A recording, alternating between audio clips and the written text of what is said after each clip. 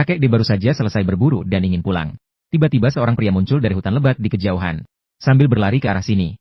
Sambil berteriak keras-keras. Kakek belum mengerti apa yang terjadi. Pria itu sudah panik dan berlari mendekat. Dan dengan cemas meminta kakek untuk segera mengemudikan mobil. Segera diikuti oleh suara tembakan yang intens. Kakek terkejut oleh pemandangan yang tiba-tiba ini. Ia segera menyalakan mobil dan menginjak gas untuk melarikan diri. Kakek yang bingung itu bahkan mengira itu adalah D yang berkelahi. Saat ia menoleh, ia baru menyadari beberapa penjahat sedang mengejarnya dengan cepat. Mereka tanpa ragu langsung menembaki mobil.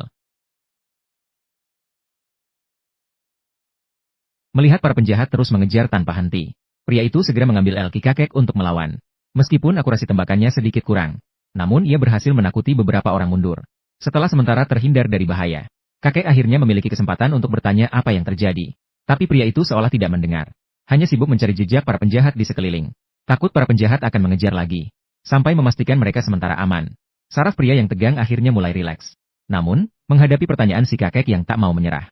Dia justru dengan wajah datar menyuruh si kakek untuk mengemudi dengan baik. Lebih baik tidak tahu hal-hal lain. Si kakek meskipun merasa marah dengan sikap pria itu. Namun, dia sekarang juga menjadi mangsa. Demi menyelamatkan diri, dia hanya bisa diam dan berusaha mengemudi maju. Namun, tanpa berpikir, mobilnya ternyata melaju ke tepi sebuah sungai kecil. Si kakek terpaksa berhenti.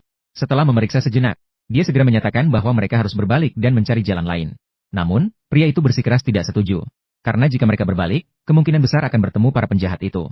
Dia sama sekali tidak memberi si kakek kesempatan untuk berdiskusi. Dengan tegas meminta si kakek untuk melaju ke depan. Dalam keadaan terpaksa, kakek hanya bisa meneruskan maju dengan terpaksa. Hasilnya bisa ditebak. Begitu mobil masuk ke dalam sungai, langsung terjebak. Tidak peduli bagaimana kakek mengoperasikan, tidak bisa lepas. Pria di sampingnya langsung panik. Tanpa banyak bicara, dia turun dari mobil.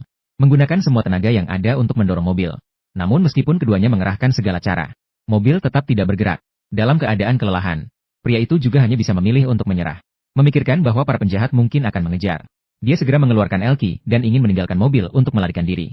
Dan meminta kakek untuk memimpin jalan di depan. Namun kakek tidak rela meninggalkan mobil yang baru dibeli kemarin. Melihat pria itu dengan wajah yang mengancam. Dia hanya bisa berusaha sekuat tenaga untuk membawa barang-barang dari mobil. Perilaku kakek yang lambat membuat pria itu langsung marah. Dia langsung mendekat dan mulai menghancurkan dengan sembarangan. Kemudian menarik kakek dan berlari ke arah kota. Belum jauh berlari. Di belakang, kakek mulai merasakan kelelahan. Saat itu, dia terengah-engah. Kakinya lemas dan terjatuh ke tanah. Dia tidak mau berlari lagi apapun yang dikatakan. Pria itu mendengar suara dan segera kembali untuk memeriksa. Dia awalnya ingin menarik kakek dan melanjutkan perjalanan. Tapi kakek itu bersikeras tidak mau bangkit dari tanah. Pria itu melihat kakek sudah menjadi beban. Dia juga tidak memaksakan diri lagi. Setelah mengumpat, dia mulai melarikan diri sendirian. Tapi dia baru saja berlari keluar. Kakek di tanah mulai merasa takut. Dia tidak peduli apakah dia masih bisa berlari. Dia memaksakan diri untuk mengejar. Dia tidak ingin tertinggal menghadapi